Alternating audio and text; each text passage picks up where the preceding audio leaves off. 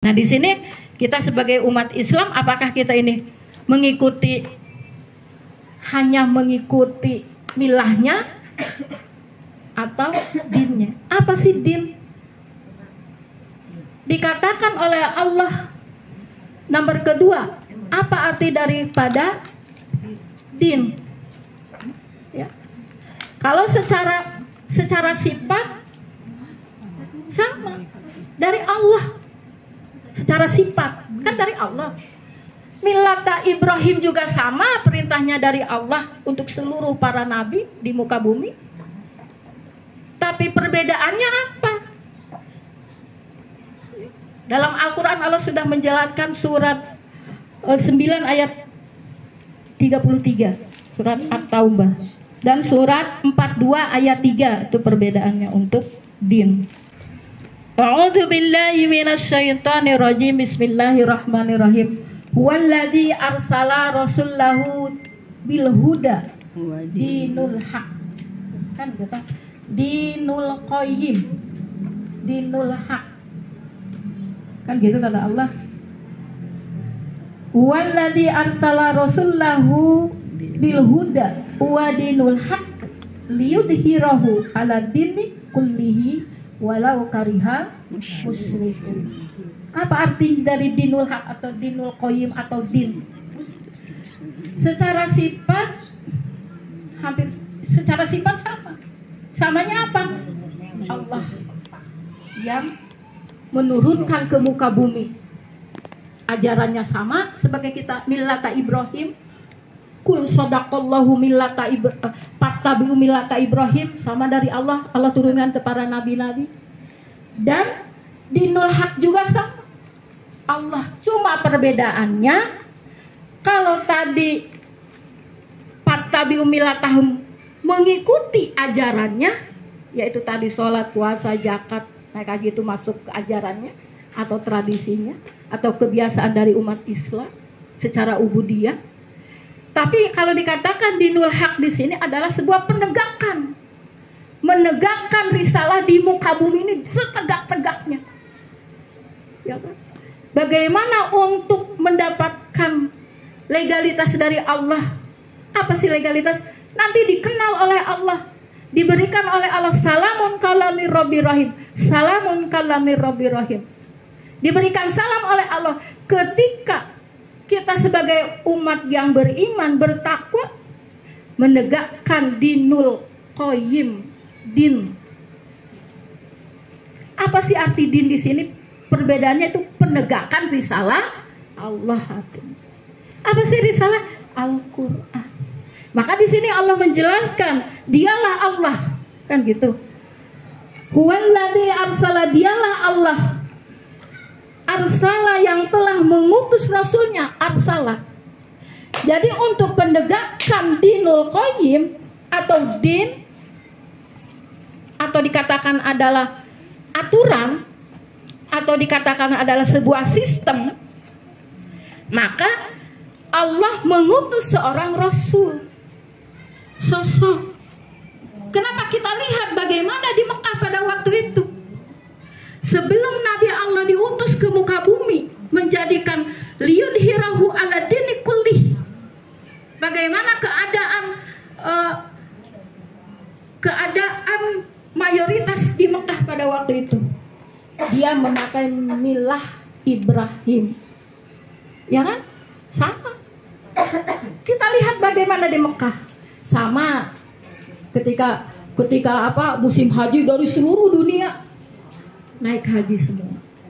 Bahkan kakeknya Rasulullah sebagai tokohnya. Kakeknya Rasulullah siapa? Kakek Rasulullah siapa?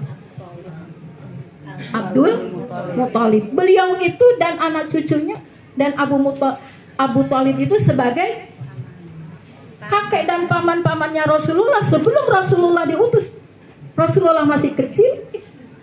Ketika naik haji, ketika dari seluruh dunia, itu zaman dulu sudah melaksanakan haji dan umroh.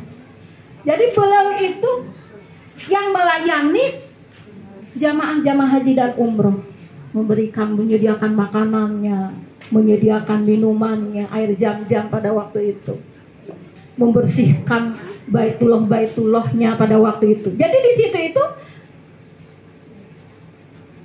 Fattabi'u millata Ibrahimnya serta semuanya masyarakat di Mekah itu milahnya Ibrahim, ajarannya Nabi Ibrahim.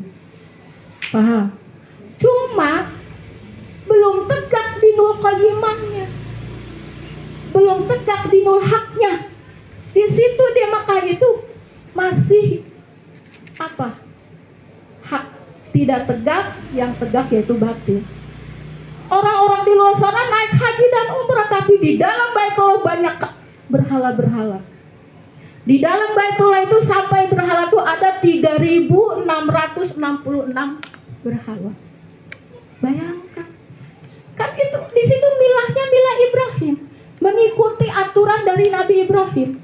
Naik haji, ada umroh di situ. Tapi caranya karena belum tegaknya dinul qayyim pada waktu itu, mengikuti milahnya, mengikuti tradisinya, mengikuti ajaran dari tadi nenek moyangnya, mengikuti tadi ajaran dari al-Yahud wa Nasoronya pada waktu itu. Jadi di dalam Mekahnya, di dalam Ka'bahnya itu banyak berhala-berhala, di luar juga banyak sekali berhala-berhala. Ada Manan, ada Lata, ada Uza, ada Syakila dan sebagainya. Sebelum masuk tuh menyembah dulu terhadap berhala-berhala pada waktu itu. Di dalam Baitullah itu banyak sekali berhala-berhala. Dari mulai berhala minta jodoh, minta hujan, minta rezeki, ada semua. Ada yang namanya Manan dan Lata dipanggul-panggul oleh petugas-petugasnya. Itu dalam pelaksanakan haji dan umrah pada waktu itu. Dan di situ belum tegaknya dinul qayyim pada waktu itu. Masih milahnya Ibrahim. Pakaian umrahnya apa? Ada yang telanjang, ada yang meratap-ratap Hajarul Aswad karena belum tegak. Paham? Ada yang pemaham mengikuti ajaran nenek moyangnya, ada yang mengikuti ajaran Lata dan Uzahnya pada waktu itu.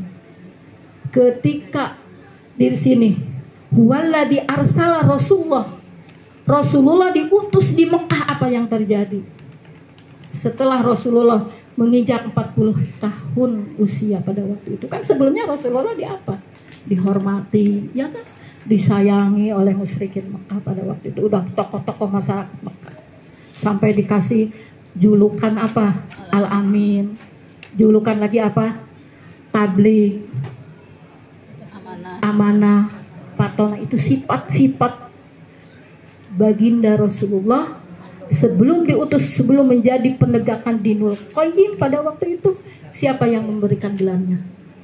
Masyarakat tokoh Mekah. Kenapa? Karena sifat karakter dari Nabi Allah sangat luar biasa indah. Beliau selalu menyampaikan, tidak pernah ada amanah yang tidak tersampaikan. Semua kaum musyrikin di Mekah itu menitip barang-barang kepada Nabi Muhammad, di rumahnya Nabi Muhammad. Saking percayanya, tidak pernah berdusta seumur hidup, tidak pernah berbohong, jujur, sidik. Maka semua orang-orang Arab itu rumah Rasulullah itu penuh dengan titipan dari orang-orang, sampai seperti itu. Tapi ketika Rasulullah diutus oleh Allah dalam Al-Quran, walladzi arsala rasulahu bil huda wa dinul haq liyudhhirahu ala dini kullihi wa kafa billahi syahida. Di situ baru reaksi. Begitu Rasulullah menegakkan dinul qayyim setegak-tegaknya di muka bumi Mekah pada waktu itu, apa yang terjadi?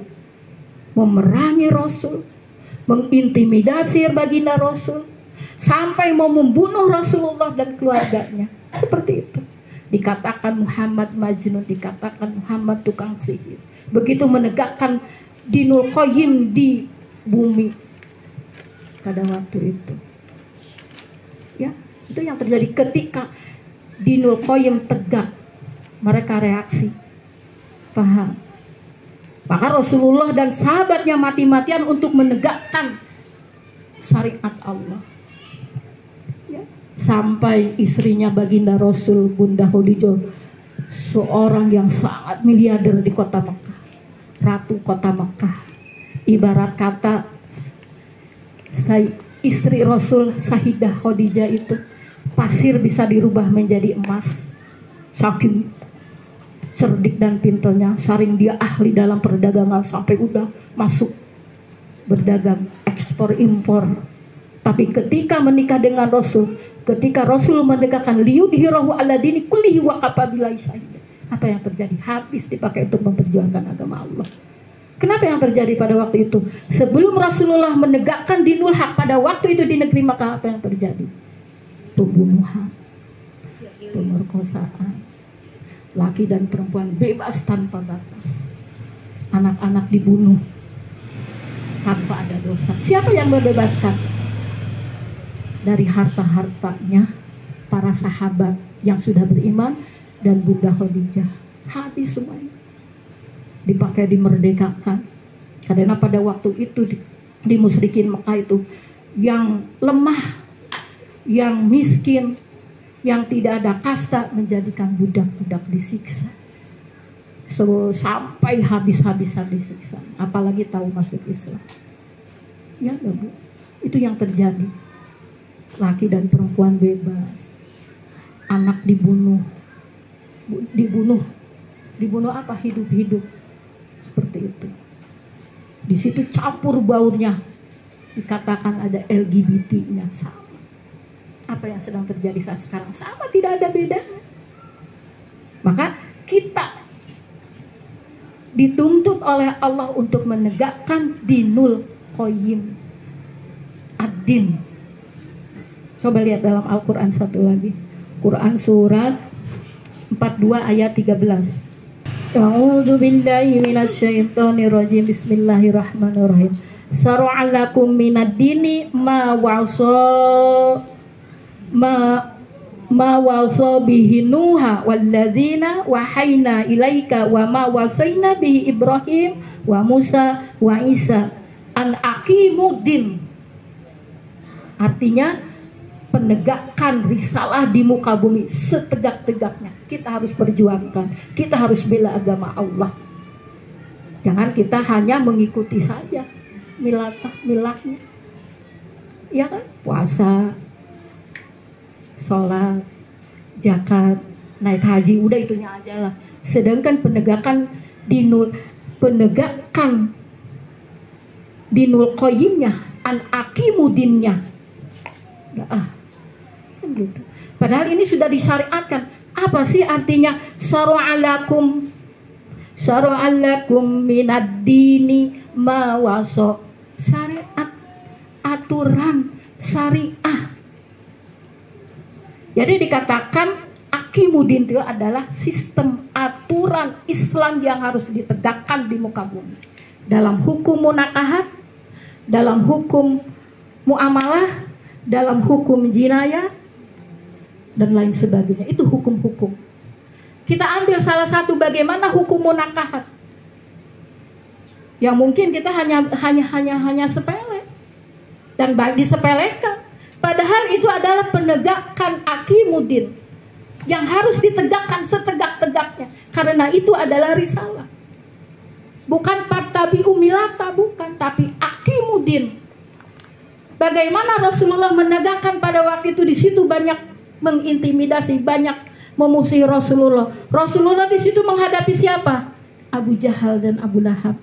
Begitu kerasnya untuk memerangi Allah dan Rasulnya pada waktu itu. Dan sama Rasulullah juga sama mati-matian untuk membela agama Allah dan Rasulnya. Sampai hijrah ke negeri Madinah, beliau meninggalkan para sahabat, meninggalkan di kota Mekah, harta semuanya ditinggalkan, gak ada artinya. Yang penting kita hijrah pindah ke Madinah untuk menegakkan kebenaran. Karena di situ banyak sekali kebatilan-kebatilan yang sangat sulit untuk dirubah. Karena sudah menjadi adat istiadat, sudah mendarah daging mereka-mereka. Maka hijrah dengan izin Allah. Ditinggalkan toko-tokonya, ditinggalkan sawah ladangnya pada waktu itu. Maka hijrah ke Madinah. Bagaimana di sini Nabi Ibrahim sama? Penegakan dinul qayyimnya sama, akimudinnya. Yaitu Nabi Ibrahim sama, memerangi, berperang dengan siapa? Raja Namrud. Bagaimana Raja Namrud untuk menghalang-halangi syariah pada waktu itu, aturan di negeri Babilonia pada waktu itu. Sampai Nabi Ibrahim dibakar, ya enggak? Karena dia melarang, wahai kaum jangan kau menyembah berhala. Kan gitu kata Nabi Ibrahim. Ikutilah perintah Allah dan Rasulnya kan pada waktu itu.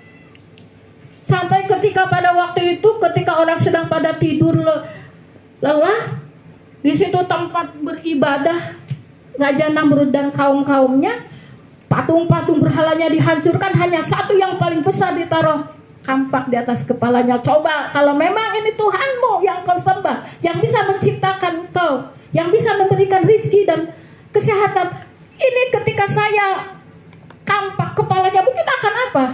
Akan bergerak, ini nggak bisa apa-apa. Coba pakai akal sehat kan gitu. Tapi ternyata Bu, tak kalah paginya melihat ketika Raja Namrud mau menyembah habis semua berhalanya, dicarilah Nabi Ibrahim alaihissalam, maka dibakar hidup-hidup. Tapi dengan izin Allah, wahai api, dinginlah api itu. Yang mana Nabi Ibrahim di tengah-tengah diikat kayu bakarnya sampai setinggi. Orang nyangka wah udah bukan jadi abu lagi, udah gitu kan, yang menganggap mereka Raja Namrud dan kaumnya. Tapi ternyata habis semua kayu bakarnya, Nabi Ibrahim kedinginan. Masya Allah. Apakah di situ ada nggak yang beriman? Ada nggak yang bertakwa? Sampai ayahnya sendiri ajar dari ayahnya Nabi Ibrahim, wahai Ibrahim, nyahlah, pergilah dari sini. Itulah yang tidak ada di dalam hatinya, syara' aturan Allah dalam jiwanya. Seperti itu. Bagaimana Nabi Musa alaihissalam pada waktu itu untuk menegakkan syariah Akhimuddin pada waktu dengan siapa? Fir'aun. Dengan izin Allah, Musa dimasukkan ke istana Fir'aun dari bayi. Dengan izin itu sekenaria Allah yang akan membela agama Allah dan Rasulnya. Ketika masuk ke istana Fir'aun dengan begitu ketat, ring 1, ring 2 ketat semua. Masuklah tanpa ada masalah Nabi Musa kecil. Dan dengan izin Allah disusuk siapa yang menyusunya lagi? Ibunda dari Nabi Musa alaihissalam. Karena Nabi Musa nangis terus nggak berhenti. Semua kaum wanita pada waktu itu di negeri Mesir dikumpulkan, nggak ada yang bisa menenangkan Nabi Musa. Nangis terus, akhirnya dipanggillah ibunya Al-Kazab, dipanggil. Begitu dimasukin tetenya, langsung nyes tidur. Maka yang merawat Nabi Musa alaihissalam sampai dewasa siapa? Ibundanya sendiri. Luar biasa ya.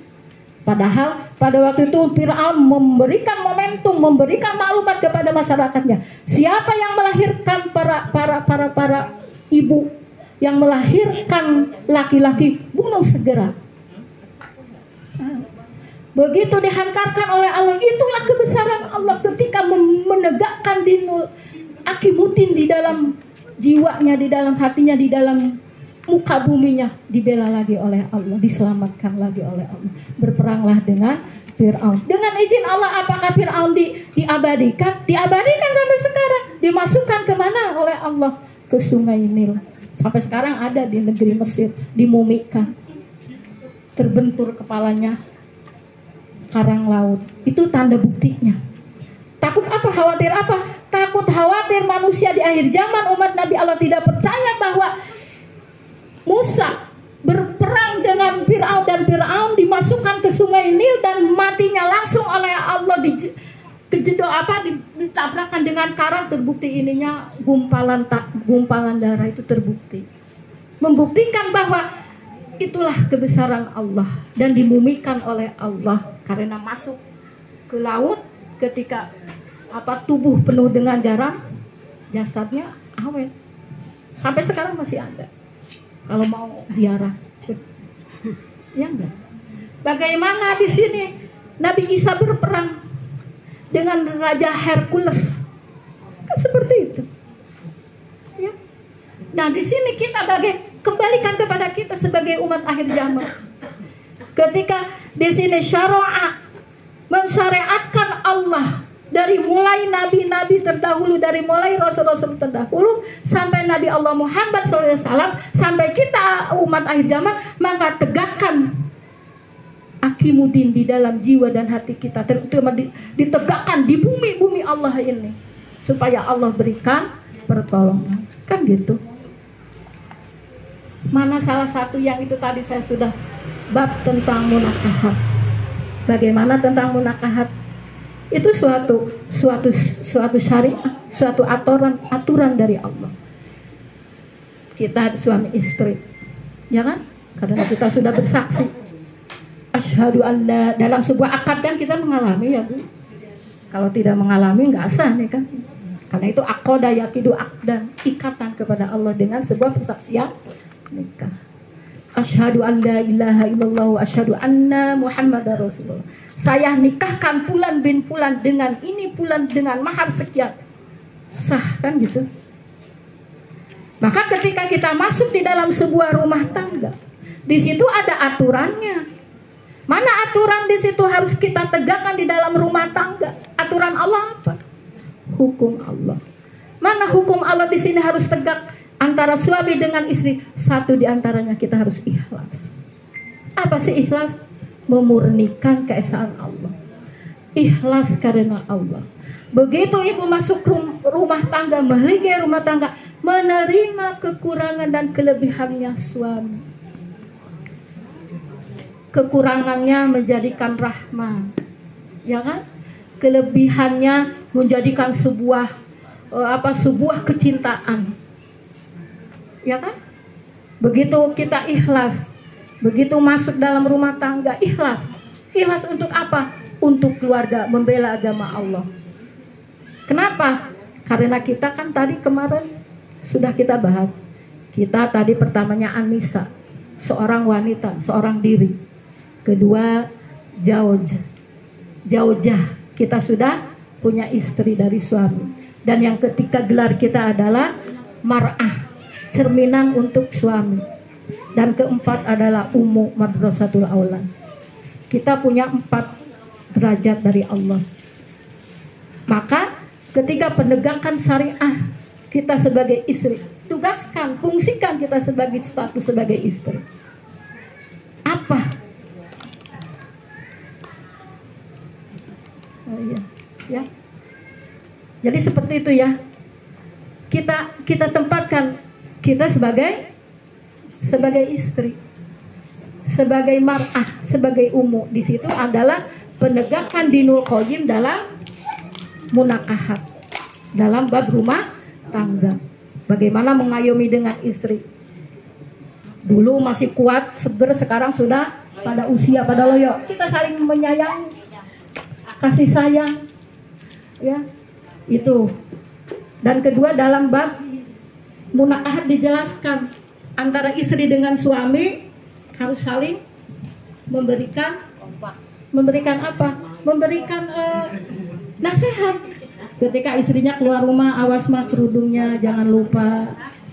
Ketika suaminya keluar rumah cuma pakai kolor, awas pak itu aurat. Itu saling apa?